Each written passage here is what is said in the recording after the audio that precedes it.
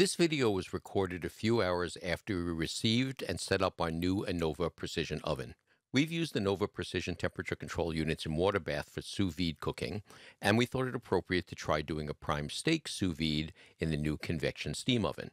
For this first attempt, we were not able to connect the app to the oven, so we mostly used the instructions in the app as a guide. We were able to connect the app the next day as there was an app update that solved the connectivity issue. One thing to note in this cook is that normally we would set the sous vide water bath temperature to the target temperature of the food. That's called equilibrium temperature.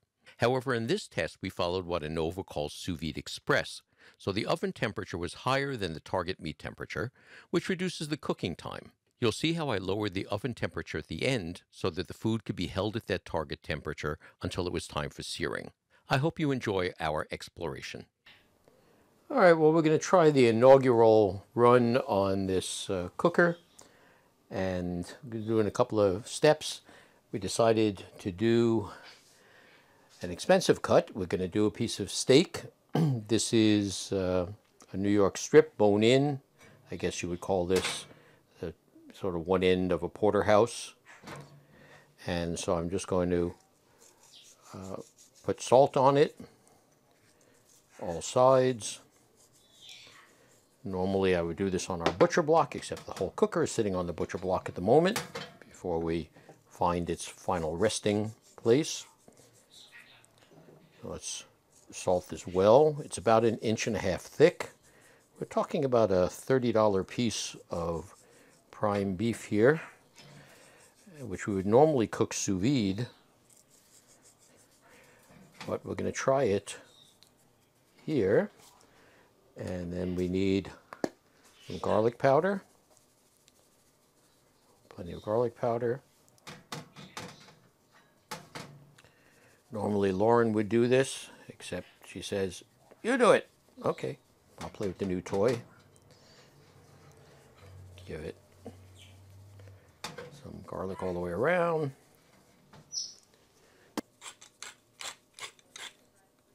Plenty of black pepper.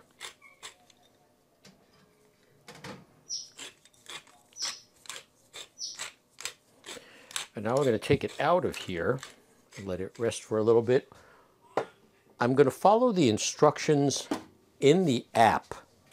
And the app actually said to preheat the oven. And we're preheating it to 140 degrees. So let's take a look at the settings on the oven.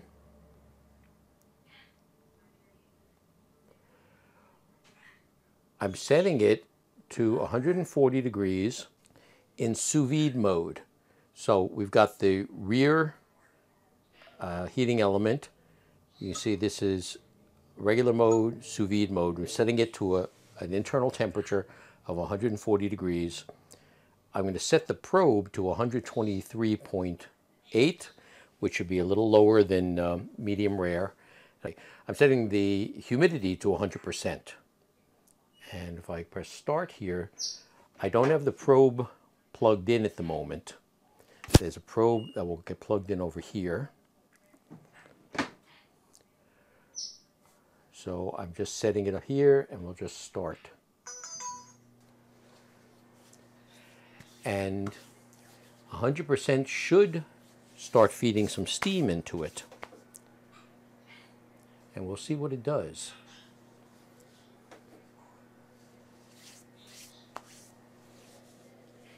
It really shouldn't make any difference. It's telling us to preheat the oven, but I don't know that it makes any difference. I could just let the meat be in the oven while it preheats, because it's only going to take a couple of minutes to preheat. In fact, I think I'm going to do that. I'm going to stop it here. I'm going to pull this down. I'm going to take the meat and put it on the middle rack and put the tray on the bottom. And what we're going to do is plug the probe into the middle of the meat, like that. So it's to about here.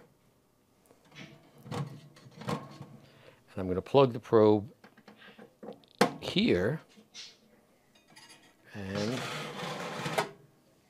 now do the whole thing and start it. So now it's actually reading the probe.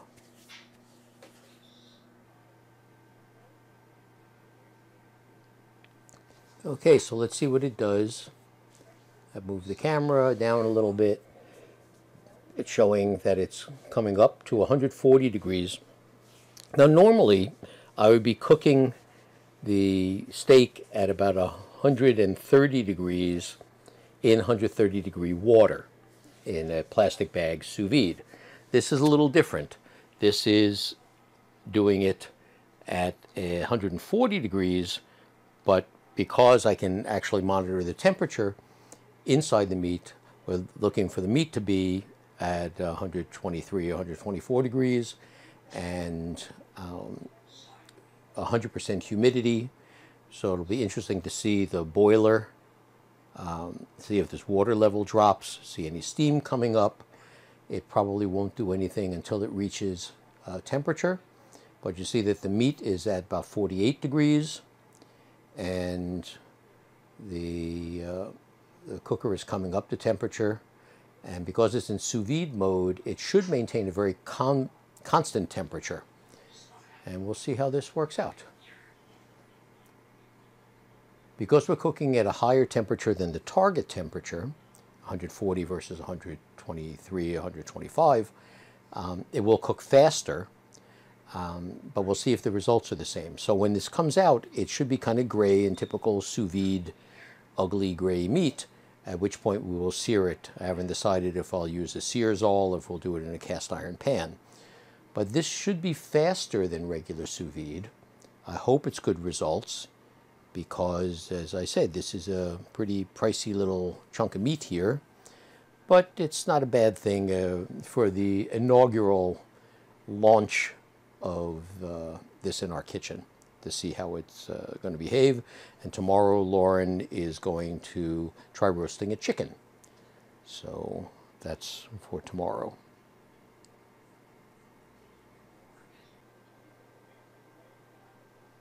So we're hovering at 139.9. Now we're at 140. And it'll be interesting to see how stable it is, how it, how close to 140 it stays in sous vide mode. It's going up a few tenths of a degree. And it may take a little while for it to calibrate and become stable. So I'm going to shut down the recording for a little bit and we'll pick it up in about 15 minutes or so. Okay, we're checking in and the chime just went off. I moved it down to the second rack and it's still at 140 degrees. It's reached 124.3. I had it set to 123.8. So it appears that it thinks it's ready. You can see that there's a lot of humidity in here. I put a little piece of tape here to see how much water went down. It went down only about 1/16 of an inch, but you see it's kind of foggy. And I'll be curious to see if it keeps the temperature up or if it starts dropping the temperature down to try to match that temperature. Because that's sort of what I would figure it would do so that it doesn't overcook. If this is the probe temperature that I'm looking for, it should start bringing this temperature down to meet that. Because when you cook, say, 125 degree water for 125 degree internal temperature, the whole idea with sous vide, one of the great benefits is that you can't overcook it. And because if you're in 125 degree water, it doesn't matter if it reaches 125 degrees in an hour or 2 hours or 3 hours, it's still going to be 125 degrees. And so I don't know if this is going to try to ramp down to that temperature and hang out there, because I don't want it to really go any higher than 125 or so. It seems to be going up a little bit. But meanwhile, this is fairly gentle. I don't know how long it took. This took maybe a half hour. from the time I started, but I'm not quite sure. We can see some water dripping here. I don't see any steam or anything like that. I'm still seeing 126 at the moment. So it's going to take a little while to figure out how this works, how it differs from doing regular sous vide. There's only a couple of drops of water in the drip pan at the bottom. Okay, I'm a little bit off the plan here. Lauren is making some potatoes, so I want to hold it for a while. So I just reset the sous vide temperature to 130, and the probe's already at 130. So I'm just going to let it hold here at 130 for a while, and we'll see what happens. There's another reason for letting it hang out at that temperature, not just to reach the temperature and then take it out, and that is that you can pasteurize very quickly at 165 degrees, but it takes longer to pasteurize at lower temperatures. So by holding it at 130 for maybe 10 minutes or 15 minutes, it would get rid of any pathogens that would normally take a higher temperature to destroy. Well, it's been about 20 minutes or so, and the temperature is holding pretty steady. The internal temperature on the probe reads 128. I'm going to check it against another thermometer when I take it out. There's a wonderful line that says, "A man with a watch always knows what time it is. A man with two watches is never sure." And I suspect that's going to be the same situation here, to see if this probe and my thermopen read the same. But the potatoes are boiling and they're almost ready, so we'll come back again soon. Okay, time to see what we have. Stop, turn that off.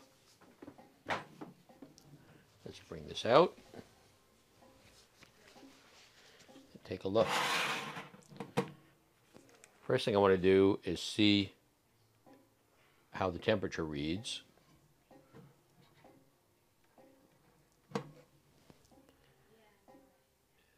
Well, the thermopen is reading 129 in the center, so it's going to be a medium rare, a little lighter than medium rare.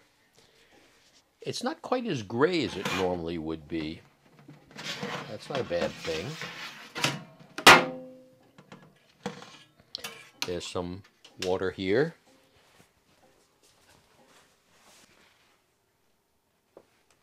Let's see what this looks like down here.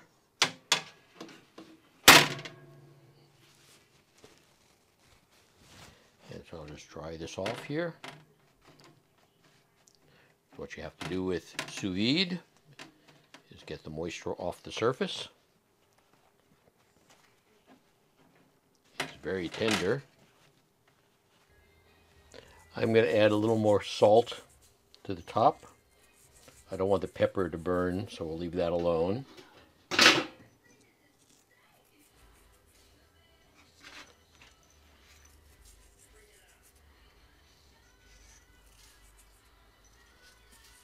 And I'm going to use a Searsol. And the Searsol works with a butane torch. Nope, propane torch. Turn it on.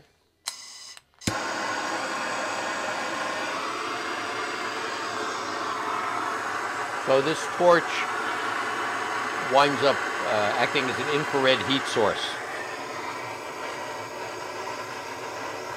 It takes a few minutes to sear, although I think my propane bottle is running out of fuel. We'll find out.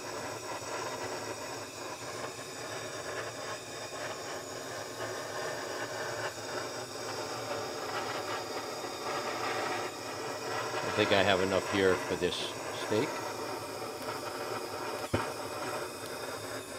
because I have no idea what the inside looks like. I'm starting to see some browning.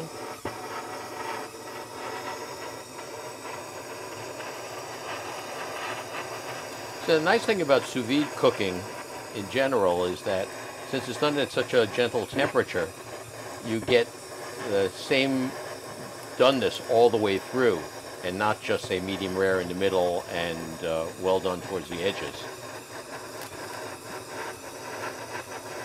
So this searing doesn't penetrate down too far, which is nice.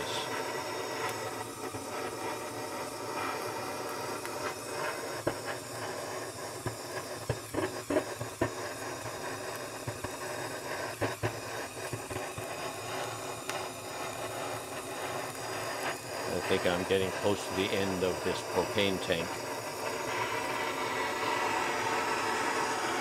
What's also nice about searing like this is you can pay particular attention to different areas. If you have a little fatty area, you can give it a little extra.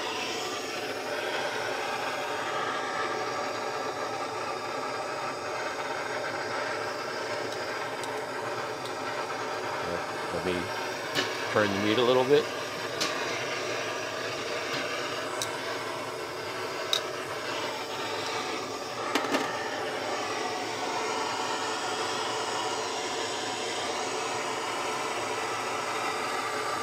Work on the fat on the side of the bone.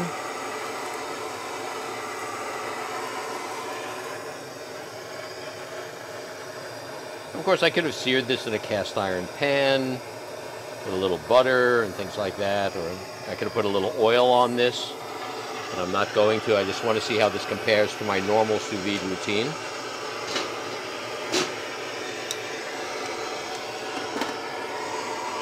We got a nice fat cap on the end here, so this should toast up nicely.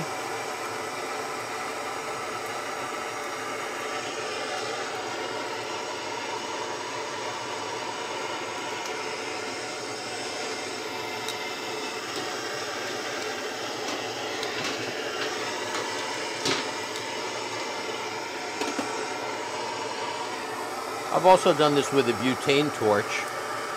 I kind of like the Searsall.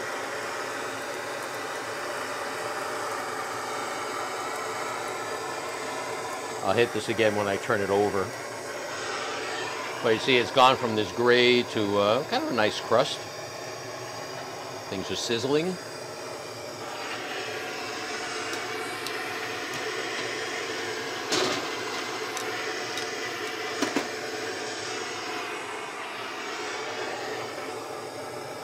I'd already patted it dry, but a little bit of moisture came out on the other side. That should evaporate pretty quickly.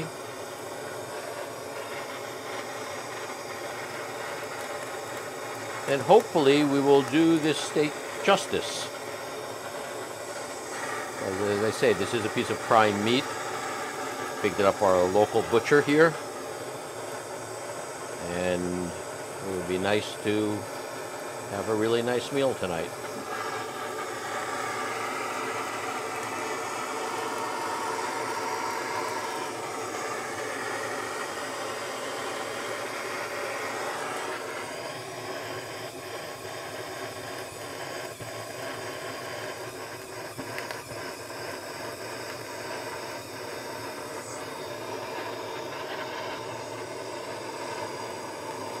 Also be interesting to see how well this little microphone that I'm wearing on my shirt picks up the sound of the Searsall.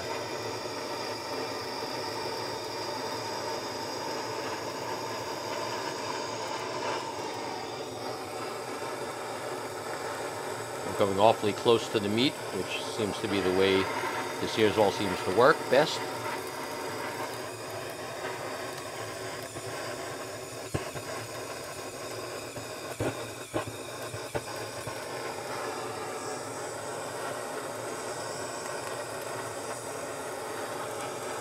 Looking pretty good. Again, doing this in a pan with some butter would have been very nice too, but I think this meat's probably fatty enough that it will do well on its own. We've tried deep frying the steak to put it into hot oil. So I'm not a big fan of grill marks. They look pretty and all that, but if you really want the browning, why would I want the browning on 5% of the meat? I really want it a more even crust. And that's what we get when you sear like this or in a frying pan or whatever. the oil would let the, if I put some oil on it, some canola oil or peanut oil or something, it would have let the browning get into all the little nooks and crannies.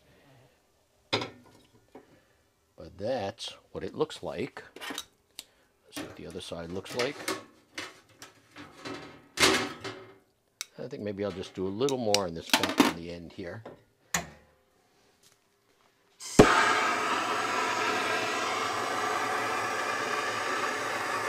And I'm guessing that this is going to be rare to medium rare.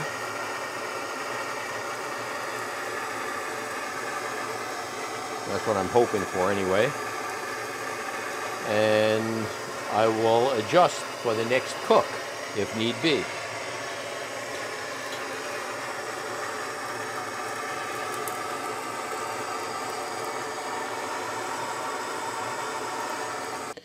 Okay, so what we have is first cut into this, and it looks medium rare.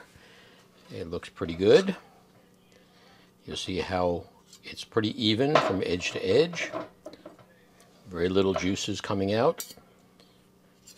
Let's just see what happens if I cut into it this way. Very nice. And then we will slice it up, put it on a plate with some mashed potatoes, and have dinner. Our first adventure with the Anova precision oven seems to have been a success. So this is the finished cut. We have a little bit of the fillet over here. There's a tiny little fillet on this side of the bone, and most of this is all strip, and it's nice and medium rare, and we're going to hopefully enjoy this. Our first cook was quite a success, and now it's time to eat.